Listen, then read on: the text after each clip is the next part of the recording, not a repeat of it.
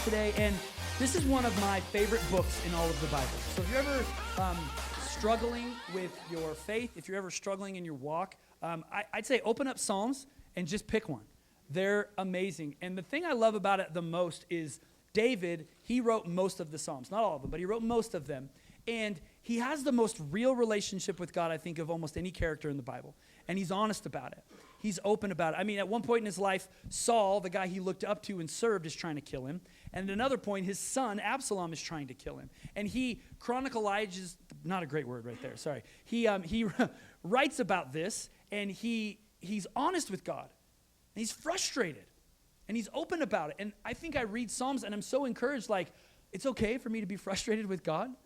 Like, and not have all the answers and be confused? Like, yes, it is. And that's what David does. He does that example all through the book of Psalms. And today we're going to explore and read one of the most famous Psalms, Psalms 23.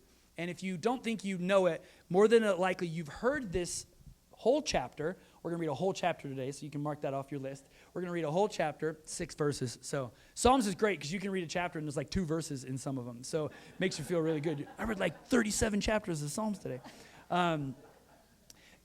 So this is probably the most famous chapter in Psalms, if not the most famous chapter in all of the Bible. If you've ever been to a funeral, most likely you've heard this read at a funeral. But what we want to point out today that it's not just a funeral message. It is a message of life. It's a message of rest. It's a message of peace. It's a message of God being more than enough for us. Now, David, he's a shepherd by trade. That's what he does. He's a shepherd. He takes care of sheep. And it's amazing because through this, he's actually recognizing God as his shepherd. So he takes what he knows and how he operates in his life, and he says, I am a shepherd, but God is my ultimate shepherd. And today, for me and you, Jesus is our shepherd. In John chapter 10 and verse 11, he says this. He says, I am the good shepherd. This is Jesus saying this. The good shepherd lays down his life for his sheep. Jesus says, I am your shepherd. And so I love that we can look back at Psalms, and when we look to Jesus as our shepherd, there are things that we can claim and we can believe about our lives because we're looking to Jesus as our shepherd. 1 Peter 2:25 says, it says, once you were like sheep who wandered away, but now you have turned to your shepherd, Jesus. Now you have turned to your shepherd, the guardian of your soul. So this isn't just something he does. You know, Jesus shepherds every once in a while. No, Jesus is a shepherd. Jesus is love. And so it's a part of him. He can't help it. So our job is to look to him as our shepherd. And so that's what we're going to talk about today. We're going to talk about some practical, she doesn't have a microphone. She's just going to yell today. So we're going to look today at practically in real life what a shepherd does, and then how we can look to Jesus and what that offers to us for our life. Awesome. Okay, so before we do that, we're going to read through, like he said, this whole long chapter of Psalms 23 together, and then you'll be like, oh yeah, I do know that one. The Lord is my shepherd. I shall not want or lack. He makes me to lie down in green pastures. He leads me beside the still waters, and he restores my soul. He leads me in the paths of righteousness for his name's sake. Yea, though I walk through the valley of the shadow of death, I will fear no evil, for you are with me. Your rod and your staff, they comfort me. You prepare a table before me in the presence of my enemies. You anoint my head with oil, my cup runs over.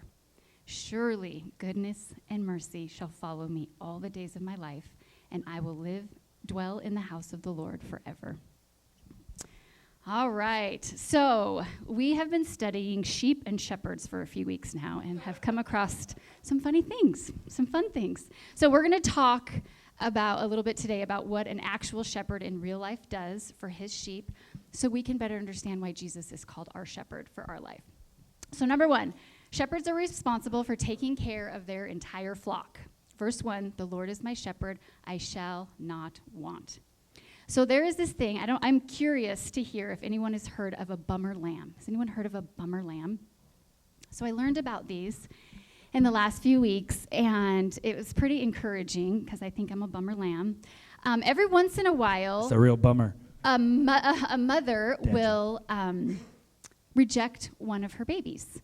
And they say it could be because she had twins or triplets and she knows she's not going to have enough milk, or because she's a cranky mom and she doesn't want to be a mom again. So she'll reject one of her babies, and they're called bummer lambs. The shepherd will call them a bummer lamb. So if the shepherd doesn't intervene, then this baby dies.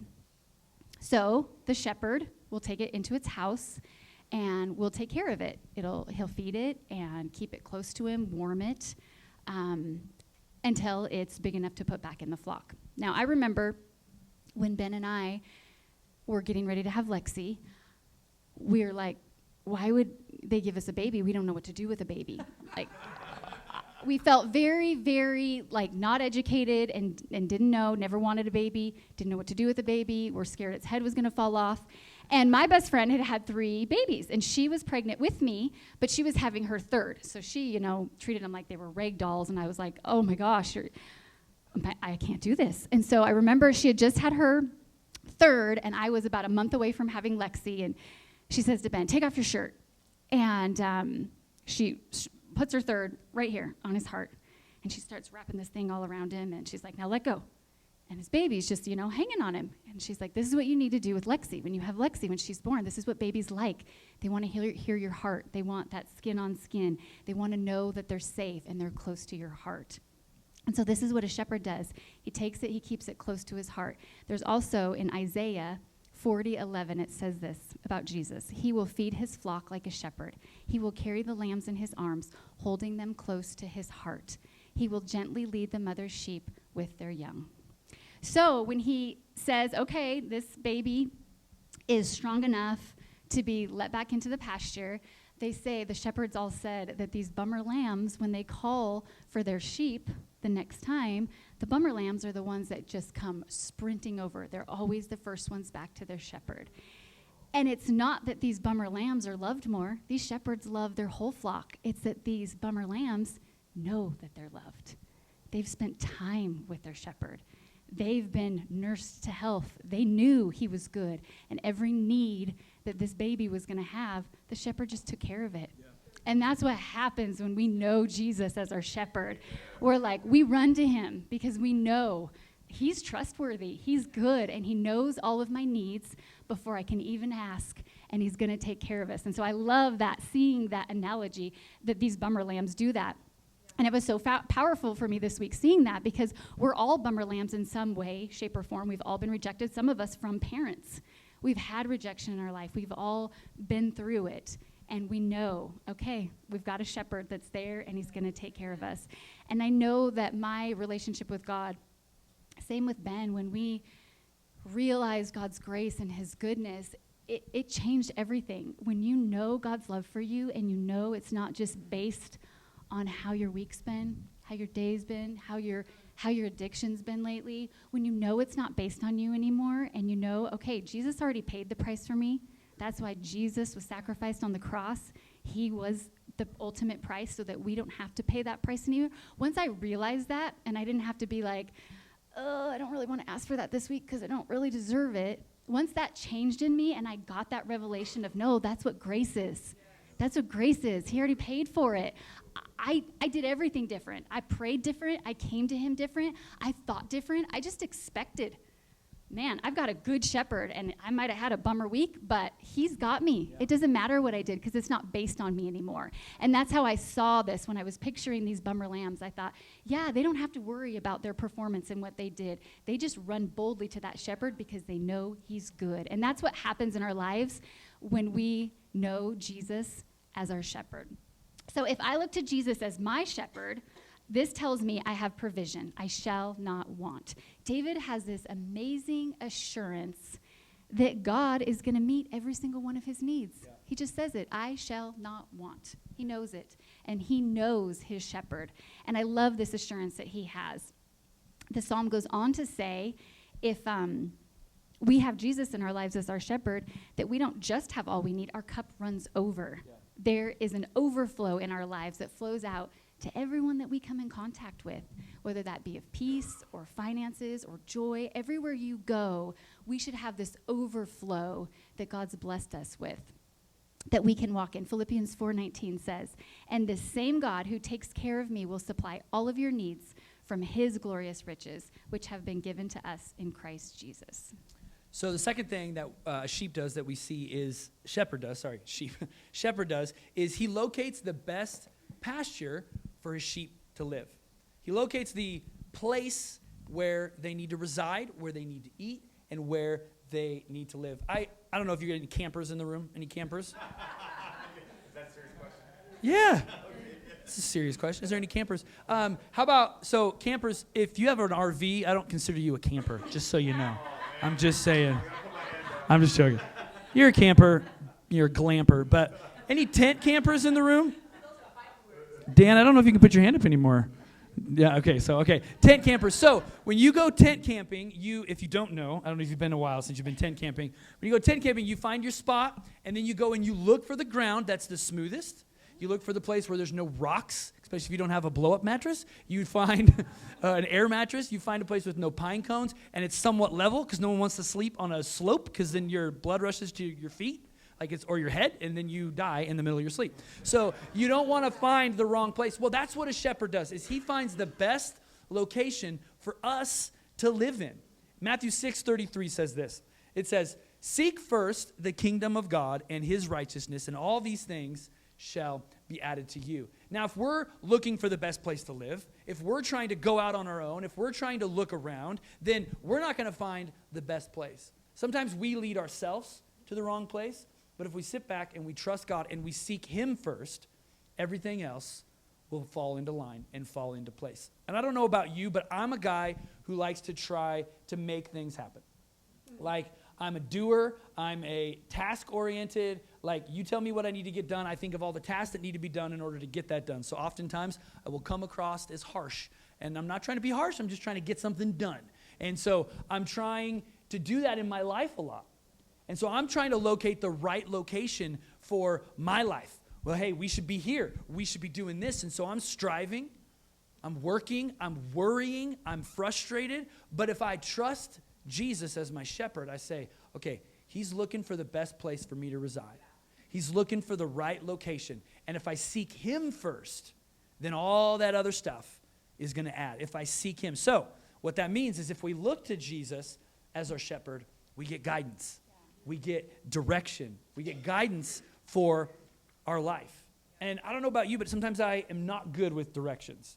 And I know that's embarrassing for a guy to say. But is anybody bad with directions? Just me. Okay. All right. I'm the only one that's admitted. Jose, me and you. All right. Okay, cool. So I have a hard time finding directions. But if I trust the one that's good with directions, and Angie is, sometimes I argue with her, but she's mostly right. I get guidance when I look to him as my guide. James, go ahead. Tell him about our hike yesterday. Oh, yeah. We went on a hike yesterday, and I got us lost. So He finally, at the end, it was so weird. They're like, you can't get lost. It's a big loop. Every 5 feet, you had 3 paths to pick. And so finally, after, wanting to have a good anniversary, after taking the wrong path 10 times and being back where we started, he'd say, every path, where should we go? Where do you think we should go? Where do you think we should go? I'm like, oh, he's learning. Good job. All right. That's embarrassing, just so you know. You're only good at what you're good at, and I'm not good at directions, so it's okay. I embrace it. I'm bald, too. This is what it is. James chapter 1 and verse 5 says this: if you lack wisdom, you should ask God. Hello, if you lack wisdom, you should ask God, who gives generously, and I love this part, to all without finding fault, and it will be given to you. Like, how many times, God doesn't say, like, now you're going to come to me after the 74th time that you've screwed it up, now you're going to come to me. He doesn't rub it in your faces. He doesn't say, I told you so. He says, I'm going to give it to you anyways, and I'm not going to find fault. I'm not going to point blame. I'm not going to try to figure out all that you've done wrong, and Johnny, you've screwed up this much, so now I'm not going to give you the wisdom that you need. But Jesus says, I'm going to give it to you. I'm going to bless you with the wisdom. So we have guidance when we ask Jesus. All we got to do is ask him. It says, if you lack wisdom, ask me, and I'll give it to you. And so many times, we're trying so hard to figure out our relationships on our own. If we just sit back and say, okay, God, what do I do? And just let him speak to you. It'll come to you. Like, maybe it's a hard time hearing God's voice, but you just got to get still. You got to get quiet, remove distractions and noise, and just say, okay, God, I'm going to trust you. And I'm going to let you speak to me. I'm going to let you give me guidance. Third things that shepherds do for their sheep is they find quiet pools of water. Verse 2 in Psalms 23 says, he leads me beside still waters. So I found this interesting about sheep, that they don't like rushing water because they have wool and it soaks up water, and they know if they go by a fast rushing water, they're going to sink. Which is amazing to me that they're scared of fast rushing water because they know that. But a good shepherd, and Jesus is our good shepherd, will never lead us to a place where we're going to drown. So that's comforting to me this week when things are arising in our country, when things are happening, when it can be easy to get fearful and worried. Jesus is never going to lead us to a place where we are going to sink, because we're going to trust him, because he leads us through green pastures and through quiet pools of water. So if we look to Jesus as our shepherd, we get peace and rest. We get peace and we get rest. I think it's interesting that if you look at a sheep, they're not always the smartest animals, so they have an easy trust level. They just trust their shepherd. When a storm comes, they're just eating away. They just know their shepherd's going to have them in the right place. They're not worried about, oh man, the grass is running out here. Or, oh man, am I going to have enough grain? They're not worried. They just trust their shepherd, just like me and you can trust our shepherd. We have peace and we have rest in the middle of the storm. John 14:27. This is what Jesus says I'm giving you. He says, I'm leaving with you a gift, peace of mind and heart, which is worth way more than all the money in the world. Because you can have all the money in the world and still commit suicide. You can have all the money in the world and still have horrible relationships. Jesus says, this is the gift I'm going to give you, peace of mind and heart. And listen, the peace I give is the gift the world cannot give. The world can't give it. So don't be troubled or afraid. Don't be troubled or afraid. I'm giving you peace. You don't have to look to world leaders. You don't have to look to your job as your source. Did you know that? Your job is not your source. God is your source. You can look to your job as your source, and you need to be honorable and good in that. But Jesus is your ultimate source, and we can look to him, and that'll give us peace and rest. When we rest, that's when God works. When he says, okay, you trust me, I'm going to show off in your life. Matthew 11:28. Then Jesus says, he says, come to me, all you who are weary and carry a heavy burden. Man, I know sometimes I got a heavy burden, and I know you have some heavy burdens in your life. Instead of going to social media or the news for relief, we can go to Jesus. And carry heavy burdens, and I, Jesus, our shepherd, will give you rest. That's good. All right, so number 4, shepherds make the sheep feel safe.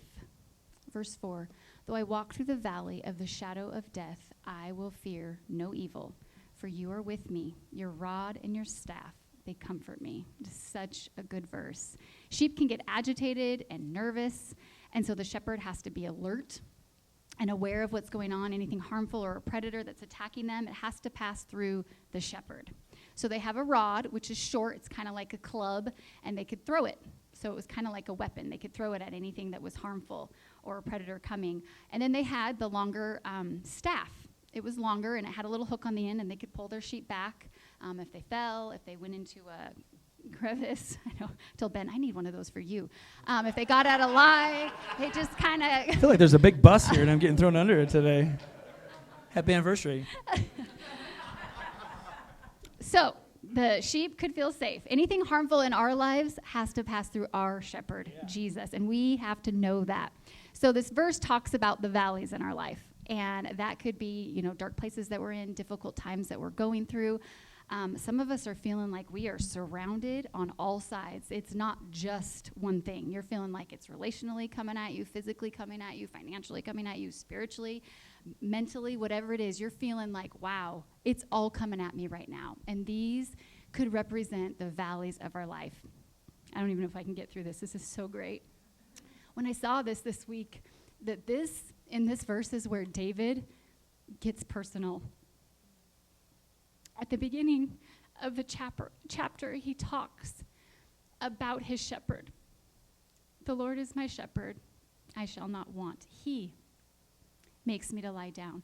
He restores my soul. He leads me.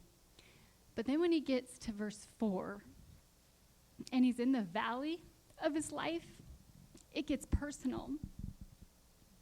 And he says, I will fear no evil, for you are with me. Your rod and your staff, they comfort me. And when I saw that this week, I thought, man, that's so good, because it's in the valleys of life. We all want to pray the valleys away. We're going to talk about this more in our season series coming up, and we don't want to go through any valleys. We don't ever want hard times in our life. But it's in the valleys of our life that we get close to our shepherd. These bummer lambs, they don't know that they were going to die, that they were left to die. And they get to be brought in and get close to their shepherd. And it's through the valleys of life that we see how trustworthy he is.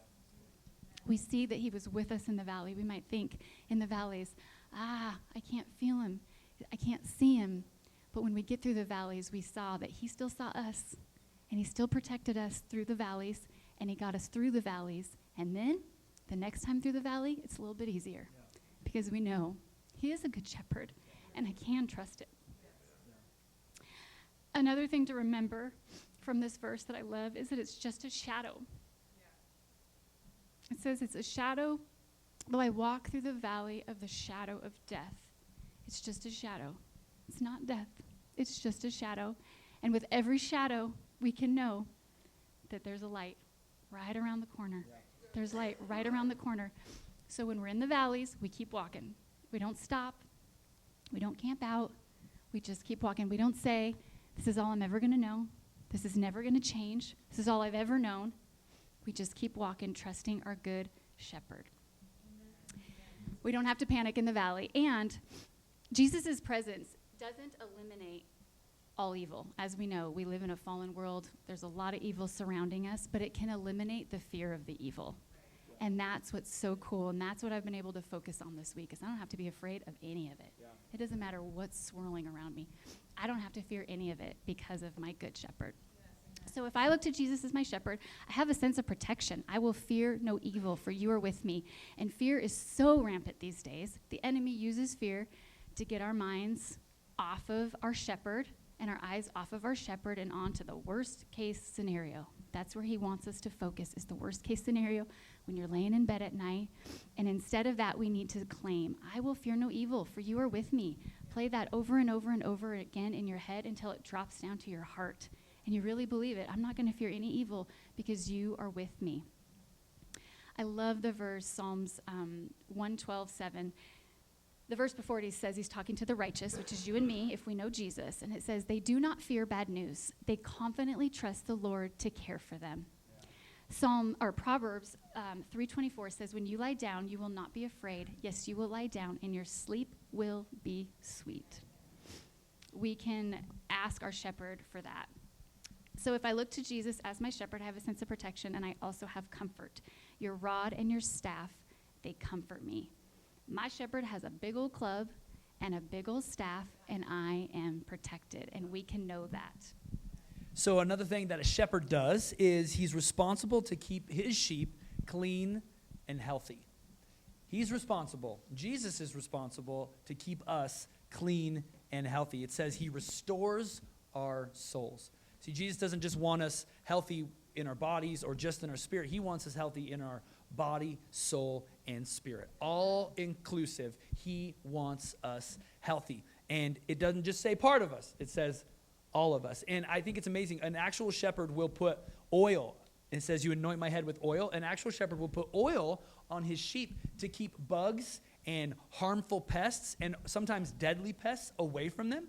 That's why he keeps them clean and healthy. So if we look to Jesus as our shepherd, we get restoration. I don't know if you've ever watched the shows where they take these piles of, I don't even know, crap it looks like, I'm sorry, but like this thing, I'm like, you should just throw that away. But somehow, through weeks or months or years in the hands of a master craftsman, things can be restored better than they were even before. And a person who's really good at restoration can make a lot of money, but is also very meticulous and very careful with keeping their thing clean and healthy and trying to restore it. Maybe you're really good at that. Furniture restoration or house restoration or whatever it is, Jesus is the ultimate person who knows how to restore. I think each and every one of us have been beat up by the world, have been cast aside maybe by a parent or a loved one. We've been cast away or thrown away. And so we think it's unredeemable. Or we look at somebody else and say it's unredeemable, it's unrestorable. But yet Jesus comes in and he restores it to better than we were before. When I was a kid, my dad bought a 41 Chevy Coupe, and it was old and kind of rusted out, and we spent years and time and energy and effort on fixing this. We would put, hours on putting a cool little headlight on or a new speedometer in there. And I remember spending a lot of time with my dad doing that, and it was fun. But I remember seeing the finished product and people just thinking, oh, that's a really cool car, but you don't know the work that went into it. You don't know the process that it went through. And it's the same thing with your life. Like, you may have your life all figured out, but you don't know the process I went through. You don't know what I went through with Jesus, because Jesus is my restorer. In 1 Peter 5:10, it says, and the God of all grace, who called you to his eternal glory in Christ. After you suffered a little while, after you've been through it, after you've got some rust on you, after some things have happened to you, will himself, Jesus, restore you and make you, I love these three words, strong, firm, and steadfast. He'll make you better than you were before. Our shepherd will restore us. Our significance, our satisfaction, and our security are all supplied by our great shepherd, because he restores our soul. All right, my last one. Number 6, every shepherd has a specific call for his flock. John 10:3-4 says, the gatekeeper opens the gate for him, and the sheep recognize his voice and come to him. He calls his own sheep by name and leads them out. After he has gathered his own flock, he walks ahead of them, and they follow him because they know his voice. Sheep only listen to the voice of their shepherd. We're going to watch a 1-minute video clip up here of an experiment that somebody did on this, and they had 4 different shepherds try to get this flock to respond to them. So let's watch this.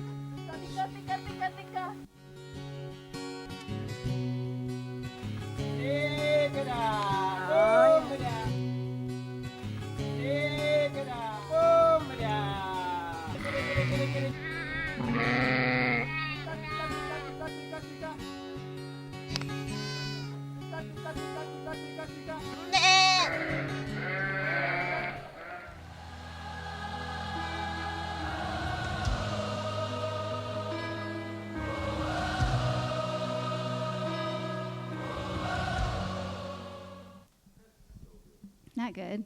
That was cute. A lot of people did that, but it was one that was a little kid. It was so cute, and the guy said to him, so are you the shepherd of this flock? He said, I am the shepherd. He said, okay, I'm going to call your sheep. Will they respond? He said, no, sir, they will not. And then he said, when you call your sheep, will they respond? He said, absolutely. And they did. It was so cute. It was great. All right, so there's a lot of voices in the world, is what I get from this, and they're all telling me what I should be doing right now. They're all telling me what's right. They're all telling me what's politically correct. They're all getting louder and louder and telling me what I should be doing. And we can be encouraged and know that we can learn to follow God's voice and God's voice only. The Bible is the counsel of the Lord, and it stands forever. And that's the only voice, that's the only counsel that stands forever. And that is the voice that we need to tune into and listen to. And finally, a shepherd never leaves his sheep. So if we look to Jesus as our shepherd, we can know that he will never leave his sheep. Now, I get it. In the middle of the fire, in the middle of the stuff that life brings us, it's really easy to think, is he really even here? Like, is God even real? Is this faith thing real? Is this grace thing, is forgiveness even there? Is there really a heaven? We can ask questions all the time, but if we know that he's our shepherd, we will always come back to the fact that he never leaves us nor forsakes us.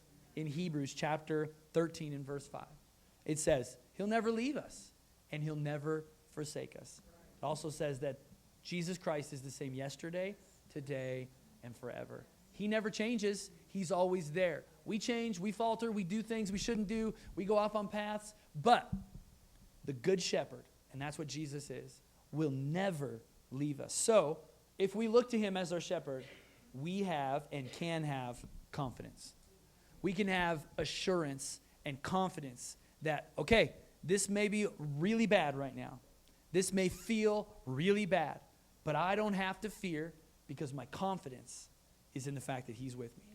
My confidence is there. And in Psalms 23, David says this, right? This is the guy who killed the lion. This is the guy who his son was chasing him, his mentor was chasing him, and he says this in Psalms 23:6, surely goodness and mercy shall follow me all the days of my life. Surely. I love that word. If you have your Bible or you can highlight it on your phone, underline it, like highlight it, do whatever you can to make that word surely stand out, because he's saying, I'm confident. Surely. He doesn't say maybe, or man, I'm sure hoping goodness is there, or I'm sure praying for this to happen, or I'm sure hoping that this. No, I am confident. Surely goodness and mercy will follow me all the days of my life. And then it ends, I will dwell in the house of the Lord forever. I will dwell in the house of the Lord forever. So we don't have to be worried or say maybe or be scared, because our confidence is in our good shepherd. That good? We're going to bow your heads with me. The team's going to come on up.